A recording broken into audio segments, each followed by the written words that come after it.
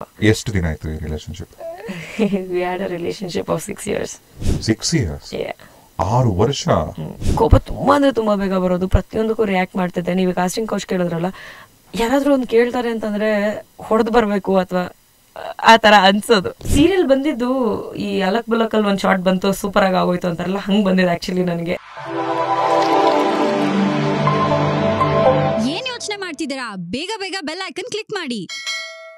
ಇವಾಗ ನಿಮ್ಗೆ cinema shooting ಅಥವಾ ಯಾರೋ ಮೀಡಿಯೇಟರ್ ಬಂದು ಏನೋ ಹೇಳ್ತಾರೆ, ನೀ ದೊಡ್ಡ ಹೀರೋನ್ ಆಗ್ಬೇಕಂದ್ರೆ ಹಿಂಗೆಲ್ಲ ಮಾಡಬೇಕು, ಈ ತರದ್ದು. ಈಗ ಈ ಡಿಸ್ಕಂಫರ್ಟ್ ಇರುತ್ತಲ್ಲ, ಈ ತರ ನೀವು ಡಿಸ್ಟರ್ಬ್ ಆದಂತ ಟೈಮಲ್ಲಿ ಮನೇಲಿ ನಿಮ್ ತಾಯಿ ಹತ್ರ ಇದೆಲ್ಲ ಹೇಳ್ತಾ ಇದ್ರ ಅಥವಾ ಯಾರ ಹತ್ರ ಹಂಚ್ಕೋತಿದ್ರಿ ಇದೆಲ್ಲ? ಆಕ್ಚುಲಿ ನಾನು ಯಾರ ಹತ್ರನೂ ಹಂಚ್ಕೊಂಡಿಲ್ಲ. ನನ್ಗೇನಂದ್ರೆ ದಟ್ಸ್ ಡಿಫಿಕಲ್ಟ್. ಯಾಕಂದ್ರೆ ನಾನು ಮನೆಯಲ್ಲೇನೆ ತುಂಬಾ ಸ್ಟ್ರಗಲ್ ಮಾಡಿ ಪ್ರೂವ್ ಮಾಡಕ್ ಹೊರಟಿದ್ದೆ, ನಾನೇನೋ ಒಂದು ಮಾಡ್ತಾ ಇದ್ದೀನಿ ಅಂತ. And everybody had this thought that ಚೆನ್ನಾಗಿ ಓದಿದ್ಯಾ, ಕೆಲಸ ಮಾಡ್ಕೊಂಡಿರೋದು ಬಿಟ್ಬಿಟ್ಟು ನೀನ್ ಯಾಕೆ ಇದಕ್ಕೆ ಹೋಗ್ತಿದ್ಯಾ, ಅಲ್ಲಿ ಯಾಕೆ ಕಾಯ್ತಿದ್ಯಾ. Now they all feel proud, but ಅವತ್ತಿಗೆ ದಟ್ ವಾಸ್ ಟೂ ಪೇನ್ಫುಲ್. ಅವ್ರು ಏನೇ ಮಾತಾಡಿದ್ರು, ಸಣ್ಣದಿರ್ಬೋದು ಮಾತು ತುಂಬಾ ದೊಡ್ಡದಾಗಿ ಕೇಳಿಸಿತ್ತು. ಅಂಡ್ ಪ್ರತಿಯೊಂದು ಆಕ್ಷನ್ ಅದು ನನಗೆ ಕೆಡದಾಗಿ ರಿಫ್ಲೆಕ್ಟ್ ಆಗಿತ್ತು. I have this one habit that not showing it to people. ನಾನು ಯಾವಾಗ ನನ್ಗೆ ಅದ ಡಿಸ್ಕಂಫರ್ಟ್ ಇದೆ ಅಂತ ಅನ್ಸುತ್ತೆ ಅಥವಾ ನನ್ಗೆ ಯಾವಾಗ ಹರ್ಟ್ ಆಗಿದೆ ಅಂತ ಫೀಲ್ ಇರುತ್ತೆ, I put more makeup, I dress up well. ತೋರ್ಸಲ್ಲ, ನಾನು ಯಾವತ್ತೂ ತೋರ್ಸಲ್ಲ. I pretend everything is good, I am doing really well. ಅಲ್ಲಿ ಏನೂ ಇರೋದೇ ಇಲ್ಲ, but still I feel like I am doing fantastic ಅಂತ ನಾನು ಎಲ್ಲರ ಮುಂದೆ ಓಡಾಡ್ತಿರ್ತೀನಿ. So that is when they have this doubt that ಯಾರೋ ಇವಳು ಹಿಂದೆ ಇರಬೇಕು. ನನ್ನ ತುಂಬಾ ಜನ ಕೇಳಿರೋಂಥದ್ದಿದೆ, ಯಾರೋ ನಿಂಗೆ ಸಖತ್ತಾಗಿ ಬ್ಯಾಕ್ ಗ್ರೌಂಡ್ ಸಪೋರ್ಟ್ ಇದಾರೆ, ಅದಕ್ಕೆ ಇಷ್ಟು ದುರಂಕಾರ ನಿನಗೆ ಅಂತ. ಇದೇ ತರ ಭಯನೇ ಇಲ್ಲ ನಿನಗೆ ಅನ್ನೋ ತರ. Man I am pretending things here. ಇನ್ ಏನ್ ಮಾಡ್ತೀರಾ ಯಾರ ಹತ್ರ ಹೋಗಿ? ನನ್ಗೇನಂದ್ರೆ I don't really have that best friends for life. ಆ ಥರದ್ದೆಲ್ಲ ನನಗೆ ಆವಾಗಿಲ್ಲ. ಇವಾಗ ಒಂದು ಸ್ವಲ್ಪ ಜನ ಇದ್ದಾರೆ good friends, because practically think ಮಾಡೋರು ಸ್ವಲ್ಪ ಜನ ಜಾಯಿನ್ ಆದಾಗ ಐ ಫೀಲ್ ಕಂಫರ್ಟಬಲ್. ಸೊ ಆವಾಗ ನನಗೆ ಅಷ್ಟು ಇರ್ತಿರ್ಲಿಲ್ಲ. And I had one relationship. So ಒಂದ್ ಸ್ವಲ್ಪ ಟೈಮ್ ಆದ್ಮೇಲೆ ಸ್ವಲ್ಪ ಅಲ್ಲಿ ಹೇಳೋದಕ್ಕೆ ಶುರು ಮಾಡಿದೆ. ಇದು ಆಲ್ರೆಡಿ ಸಿನಿಮಾ ಮಾಡಿದ್ರಿ? ಓಕೆ. ಅವ್ರ ಸಿನಿಮಾದವರ ಹೊರಗಿನವರ? ಸಿನಿಮಾದವರೇನೆ, ಬಟ್ ಅಷ್ಟು ಹೆಸರು ಮಾಡ್ಲಿಲ್ಲ. ಸಿನಿಮಾದವರೇನೆ, ಅವ್ರ ಹೆಸರು ಮಾಡ್ಲಿಲ್ಲ. ಸೊ ಅದಾದ್ಮೇಲೆ ಅವ್ರ ಹತ್ರ ಒಂದ್ ಸಣ್ಣ ಪುಟ್ಟ ಡಿಸ್ಕಷನ್ಗಳಾಗೋದು. ಅವ್ರ ಹತ್ರ ಎಲ್ಲ ಹೇಳ್ತಿದ್ರ ನೀವು? ಅದೇ ಒಂದ್ ಸ್ವಲ್ಪ ಟೈಮ್ ಆದ್ಮೇಲೆ ನನ್ಗೇನಿತ್ತು ಅಂತಂದ್ರೆ, I always had this in my mind, I have a goal in my life man, I have to do something. ಆ ಗೋಲ್ ಕಡೆಗೆ ಹೋಗೋದಕ್ಕೆ ಸಣ್ಣ ಹೆಜ್ಜೆನಾದ್ರೂ ಸರಿ ನಾನು ಇಡಬೇಕು ಅಂತ. ಅವಾಗ ಒಂದು ಡೈಲಾಗ್ ಚೆನ್ನಾಗಿ ಹೊಡಿತಿದ್ದೆ ನಾನು, ನಂತರ ವರ್ಕ್ ಮಾಡೋರು 10,000 ಜನರಲ್ಲಿ ಒಬ್ರು ಸಿಗಲ್ವಾ, let me go work with them ಅಂತ.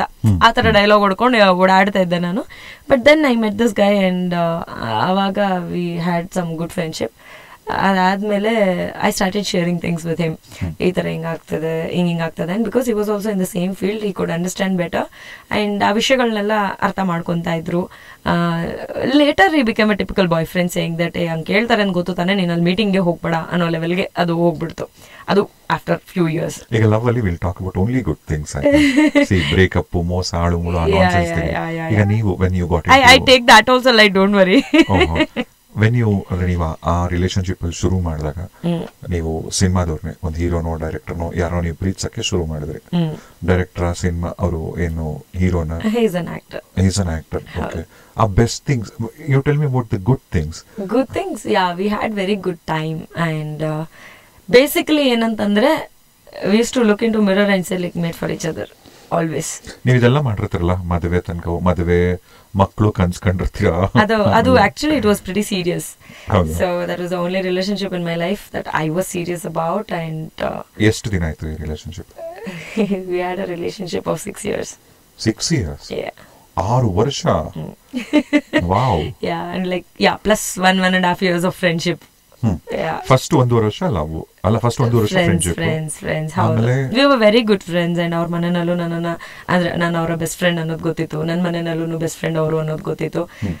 ರಿಲೇಶನ್ಶಿಪ್ ಪ್ರಾಬಬ್ಲಿ ಅವ್ರ ಮನೆಯಲ್ಲಿ ಹಿಂಡಿತ್ತೇನೋ, ನಮ್ಮ ಮನೆಯಲ್ಲಿ ಗೊತ್ತಾಗ್ಲಿ. ನಮ್ಮ ಮನೆಯಲ್ಲಿ ನಮ್ಮ ಮಮ್ಮಿ ಮುಂದೆ ಏನಿಲ್ಲ ನಂದು, ಇವಾಗ ಏನೋ ಹೇಳ್ತಿದ್ದೀನಿ ಅಷ್ಟೇನೆ. ನಮ್ಮ ಮಮ್ಮಿ ಮುಂದೆ ಏನು ಬಲ ಬಿಚ್ಚಲ್ಲ ನಾನು. ಯಾರ ಮುಂದೆ ಎಷ್ಟು ಬೇಕಾದ್ರೂ ಜಗಳ ಮಾಡ್ಬಿಡ್ತೀನಿ, ಬೋಲ್ಡ್ ಆಗಿ ಮಾತಾಡ್ತೀನಿ, whatever it is I face. But ನಮ್ಮ ಮಮ್ಮಿ ಮುಂದೆ ಏನು ಬಲ ಬಿಚ್ಚಲ್ಲ ನಾನು. ಈಗ ನಿಮ್ ರಿಲೇಶನ್ಶಿಪ್ ಶುರು ಆದಾಗ ನಿಮ್ ಬಾಯ್ ಫ್ರೆಂಡ್ ಹೇಳಿರ್ತಾರೆ, ನಿಂಗೆ ಏನ್ ಬೇಕು ಮಾಡು, ಸಿನಿಮಾ ನೀನ್ ಬೆಳಿಬೇಕು, ಇದೆಲ್ಲ ಬೇಸಿಕಲಿ ನೀನ್ ಸಪೋರ್ಟ್ ಮಾಡ್ತೀನಿ ಅಂತೆಲ್ಲ ಹೇಳಿರ್ತಾರೆ. ಕೊನೆಗೆ ಅದೇನೆ ನಿಮಗೆ ರಿವರ್ಸ್ ಆಗತ್ತೆ, ಅಂದ್ರೆ ಯಾಕೆ ಸಿನಿಮಾ ಮಾಡ್ತೀಯಾ ಅಂದ್ರೆ ಏನಾಗೋಯ್ತು, ನಾವು ಪರಿಚಯ ಆದಾಗ್ಲೇನೆ ಗೊತ್ತಿತ್ತು ನಾವಿಬ್ರು ಸಿನಿಮಾ ಇಂಡಸ್ಟ್ರಿಯಲ್ಲಿ ಇದ್ದೀವಿ ಅಂತ. ಸೊ ನನ್ಗೇನ್ ಅನ್ಸಿತ್ತು ಆ ಸಮಯದಲ್ಲಿ ಅಂತಂದ್ರೆ ಅವರು ನಮ್ಮನ್ನ ಅರ್ಥ ಮಾಡ್ಕೊಳ್ಳೋಂಥ ವ್ಯಕ್ತಿ ಅಂತ ಅನ್ಸಿತ್ತು. ಸಿಚುವೇಶನ್ಸ್ ಹಂಗೆ ಇತ್ತು. ಸೊ ಏನಾದ್ರು ಹೇಳ್ಬೇಕಿತ್ತು ಅಂತಂದ್ರೆ ಯಾವ್ದೋ ಒಂದು ಕ್ಯಾರೆಕ್ಟರ್ ಮಾಡಿದ್ದೆ, ಆ ಸಿನಿಮಾ ರಿಲೀಸ್ ಆದಾಗ ಒಟ್ಟಿಗೆ ನೋಡಿದ್ವಿ. ಒಟ್ಟಿಗೆ ನೋಡೋದ್ಮೇಲೆ ಅವ್ರು ಏನಾದ್ರು ಯಾಕೆ ಈ ತರ ಸಣ್ಣ ಪುಟ್ಟ ಕ್ಯಾರೆಕ್ಟರ್ ಮಾಡ್ತೀಯಾ, you are beautiful, you know acting, ಯಾಕೆ ಕ್ಯಾರೆಕ್ಟರ್ಗಳು ಯಾಕೆ ಮಾಡ್ತೀಯಾ, ಹೀರೋಯಿನ್ ಆಗಿ ಮಾಡು, you ask me next time ನೀನ್ ಈ ತರ ಕ್ಯಾರೆಕ್ಟರ್ ಒಪ್ಕೊಳ್ಳೋದಕ್ಕೆ, ಆ ತರದ್ ಬಂತು. So I felt that was genuine. But ಅದು ಹೋಗ್ತಾ ಹೋಗ್ತಾ ಹೇಗಾಯ್ತು ಅಂತಂದ್ರೆ ನಾನು ಕೇಳಿನೇ ಮಾಡ್ಬೇಕು, ಇಲ್ಲಾಂದ್ರೆ ನೀನ್ ಮಾಡ್ಲೇಬಾರ್ದು ಅನ್ನೋ ತರ. ಖಂಡಿತ. ಅಂದ್ರೆ ನಾ ಹೇಳದ್ನಲ್ಲ, ಇವಾಗ ಈ ಒಂದು ಫೇಸ್ ಆದ್ಮೇಲೆ ಏನಾಯ್ತು, ನಾನು ಅವ್ರಿಗೆ ಹೇಳಕ್ ಸ್ಟಾರ್ಟ್ ಮಾಡಿದೆ, ಈ ತರದ್ ಹಿಂಗ್ ರಿಕ್ವೈರ್ಮೆಂಟ್ ಬಂದಿದೆ, ನಾನು ಏನ್ ಮಾಡ್ಲಿ, ಹೋಗ್ಲಾ ಅಂತ ಅನ್ಬಿಟ್ಟು. Then it turn out to be like ನನಗೆ ಹೇಳಿನೇ ಹೋಗ್ಬೇಕು ಅನ್ನೋದಾಯ್ತದು. ಸೊ ಹೇಳಿ ಹೋದಾಗ ಏನಾಗ್ತಿತ್ತು, ಹೋಗೋದೇ ಕ್ಯಾನ್ಸಲ್ ಆಗ್ತಿತ್ತು. ಸೊ ಹೋಗಿ ನಾನ್ ರಿಜೆಕ್ಟ್ ಮಾಡ್ಲಿ ಅಥವಾ ಅವ್ರು ರಿಜೆಕ್ಟ್ ಮಾಡ್ಲಿ, that is secondary, but at least I am giving an attempt to it. So ನಾವು ಟ್ರೈಯೇ ಮಾಡ್ಲಿಲ್ಲ ಅಂದ್ರೆ ಒಳ್ಳೇದು ಕೆಟ್ಟೋದು ನಮ್ಗೆ ಯಾವತ್ತೂ ಗೊತ್ತಾಗಲ್ಲ ಅಂತ ಐ ಆಲ್ವೇಸ್ ಬಿಲೀವ್. ಅದನ್ನ ಬ್ರೇಕ್ ಮಾಡಿದ್ರು ಇವರು. ಸೊ ಲೈಕ್ ಇಲ್ಲ, ಇದು ಹಿಂಗೇನೆ, ನೀನು ಹೋಗ್ಬೇಡ ಅನ್ನೋ ತರದ್ ಹೇಳಕ್ ಸ್ಟಾರ್ಟ್ ಮಾಡಿದ್ರು. ಐ ಬಿಲೀವ್ಡ್, ಅದಾದ್ಮೇಲೆ ಇಲ್ಲ ಒಂದು ಕೆಲಸ ಮಾಡು, this is not happening, get into serials. So serial ಬಂದಿದ್ದು ಈ ಅಲಕ್ ಬಲಕಲ್ಲಿ ಒಂದು ಶಾರ್ಟ್ ಬಂತು, ಸೂಪರ್ ಆಗಿ ಆಗೋಯ್ತು ಅಂತಾರಲ್ಲ, ಹಂಗೆ ಬಂದಿದ್ದು. ಆ್ಯಕ್ಚುಲಿ ನನಗೆ I was no very interested. ನನಗೇನು ಇದು ಒಳ್ಳೆ ಕಂಪ್ನಿನಲ್ಲಿ ರಾತ್ರಿ 9 ಗಂಟೆವರೆಗೂ ಕೆಲಸ ಮಾಡ್ದಂಗೆ ನನಗೆ ಬೇಡ, ಸಿನಿಮಾ ಚೆನ್ನಾಗಿದೆ, ಆಬ್ವಿಯಸ್ಲಿ ಸಿನಿಮಾದಲ್ಲಿ ಚೆನ್ನಾಗಿ ಟ್ರೀಟ್ ಮಾಡ್ತಾರಲ್ಲ, ಆ ಒಂದು ಗುಡ್ ಫೀಲ್ ನನಗೆ ಯಾವಾಗ್ಲೂ ಇಷ್ಟ ಆಯ್ತು. ಸೀರಿಯಲ್ ಬೆಂಡ್ ಎತ್ತುತ್ತಾರೆ ಅನ್ನೋದು ಒಂದು ಐಡಿಯಾ ಇತ್ತು, ಅಷ್ಟೇ ಬಿಟ್ರೆ ಕೆಲಸ ಹೆಂಗ್ ಮಾಡ್ಬೇಕು ಅನ್ನೋದು ಗೊತ್ತಿರಲಿಲ್ಲ. Basically I was very short tempered.